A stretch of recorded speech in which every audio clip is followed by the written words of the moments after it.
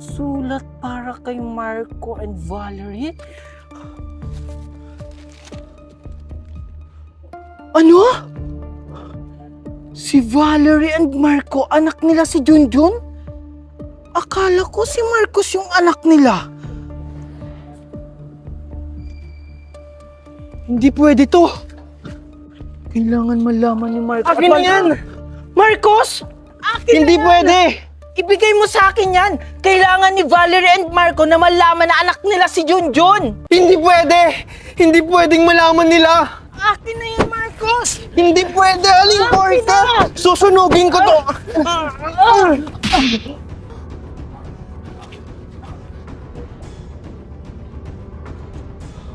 Aling porka! Aling porka! Aling porka! Ano nangyari sa'yo? Junjun, habulin mo si Marcos. Bakit po? Nasa kanya ang sulat na nagpapatunay na anak ka ni Marco and Valerie. Ano po?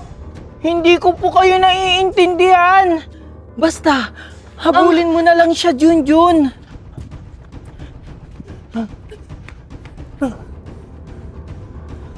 Marcos! Junjun? Bakit mo ako sinusundan? Kapag pinalam ko ang sinabi ni Aling Porka, hindi ko makukuha ang papel. Nakita kasi kita na tumatakbo, kaya sinundan kita. Bakit ka ba tumatakbo, Marcos? Hinahabol ko kasi si Daddy, kaso hindi ko siya naabutan. Ganun ba? Umuwi na tayo, Marcos. Baka hinahanap ka na ni Tita Valerie. Mauna ka na. Hahanapin ko pa kasi si Daddy. Okay, sige. Oh, anong ginagawa niyo dito sa labas? Si Junjun po kasi, Daddy. Inaya niya akong lumabas. Ano? Hoy, Junjun. Bakit sinasama mo ang anak ko sa kalokohan mo? Paano kung may mangyaring masama kay Marcos? Hindi po totoo yan. Siya po yung hinahabol ko. Hinabol mo ako kasi gusto mo. Sumama ako sa'yo. Walang iya ka. Pati anak ko idadamay mo. Huwag mong saktan ang sarili mong anak. Anong sinasabi mo? Hindi ko yan anak. Pamangkin ko lang to. Daddy! Ang sakit po ng tiyan ko. Anak, okay ka lang? Ano bang ginagawa mo, Junjun? Tumawag ka ng ambulansya! Po? Bilis! Sige po. Wag na po, Daddy. Umuwi na lang po tayo. Sige, anak. Junjun, kailangan mong kunin ang sulat kay Marcos. Yun ang magpapatunay na tunay kang anak ni Valerie and Marco. Ano po? Tunay po akong anak nila Tita Valerie and Tito Marco? Oo. Nabasa ko sa sulat na yun. Ano?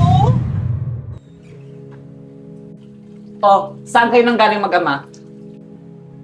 Ito kasing anak mo. Nakita ko sa labas, kasama niya si Junjun. Ano? Ikaw, Marcos, huwag kang sasama kay Junjun kapag lalabas. Sorry po, Mami. Buti na lang talaga nakita ko. Asan nga pala si Junjun? Manda talaga sa aking bata na yan. Dito na po ako. Buti naman dumating ka na. Ikaw na bata ka. Halika nga dito. Ikaw, ulo ka ng ginawang tama. Alam mo, sumasabra ka na. Dapat lumayas ka na dito. Bakit ganyan kayo sa akin?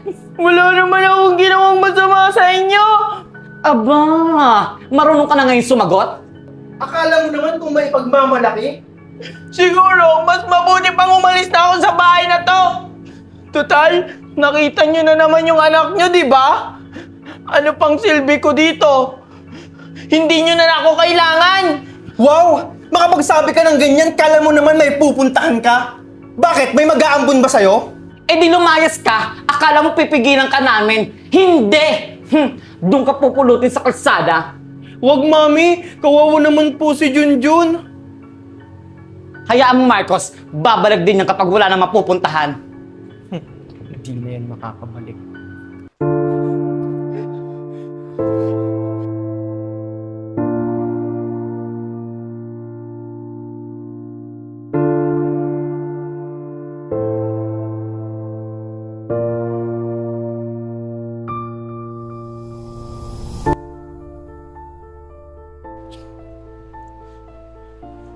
Good luck, Junjun, kung saan ka pupulutin. Kawawa ka naman, Junjun. Puting nga sa'yo. Ano Marcos, masaya ka na? Di ba ito naman yung gusto mo?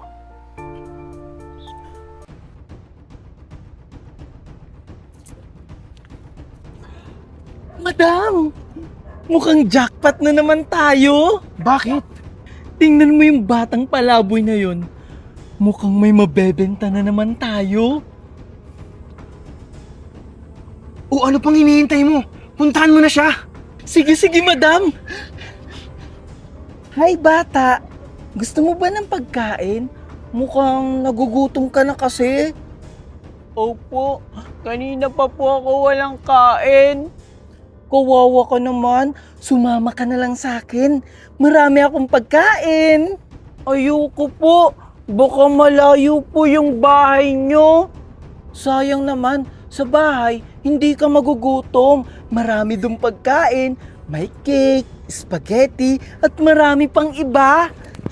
Talaga po? Oo, tapos sa bahay namin, maraming mga laruan. Ano, sasama ka? Kaso, natatakot po ako. Baka matapang din po kayo katulad ng tito at tita ko. Naku, hindi! Mabait kaya ako. Kaya, sumama ka na sa akin. Oh, sumama ba sa'yo yung bata? Oo naman, madam. Ako pa? Very good. Oh, nasaan na pala siya? Nasa sasakyan mo na, madam. Binabantay ng mga tauhan mo. Tara na, madam, para mabenta na yung bata at pumaldo. Oh, tara na. Sige, madam.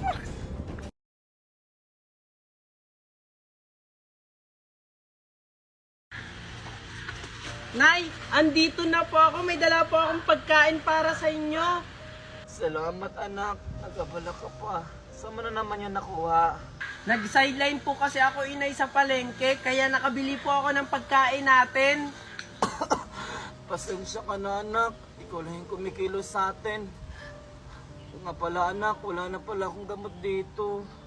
Ah, ganun po ba, Nay? Ah, sige po, Nay. Gagawa po ako ng paraan para makabili po ako ng gamot nyo. Ah, eto po, Nay, oh. Oh, saan ka na naman pupunta? Sabi ko naman po sa inyo, Nay, nagagawa ako ng paraan para makabili ako ng gamot nyo. O sige, Nay, kumain ka dyan, ha. Sige po, aalis na po ako. O sige nak, mag-iingat ka. Ano kayang gagawin ko para makabili ako ng gamot ni Inay? Mukhang mayaman to, ah. Lord, patawarin mo ako kung magagawa ko yung ganitong bagay. Kailangan ko lang kasing bumili ng gamot ni Inay. Ay! Sorry po! Ikaw bata ka, magdahan-dahan ka. Ah, sorry po, hindi ko po kasi sinasadya. Nagmamadali po kasi ako. O sige po, alis na po ako.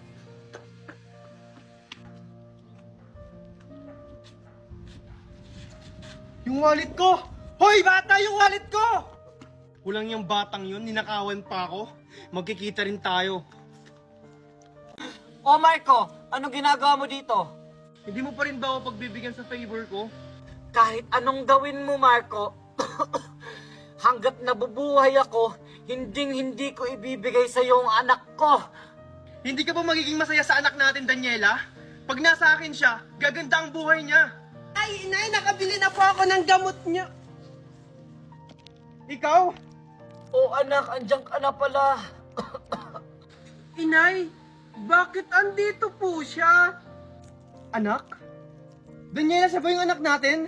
Hindi mo yan anak. Ah, ano po yung pinag-uusapan niyo? Wala anak. Pwede ka na umalis, Marco. Basta Daniela, pag-isipan mo mabuti yung pinag-usapan natin. Kilala niyo po yung inay ko? Oo, Junjun, pumasok ka na dito. Ah, sige po, Nay.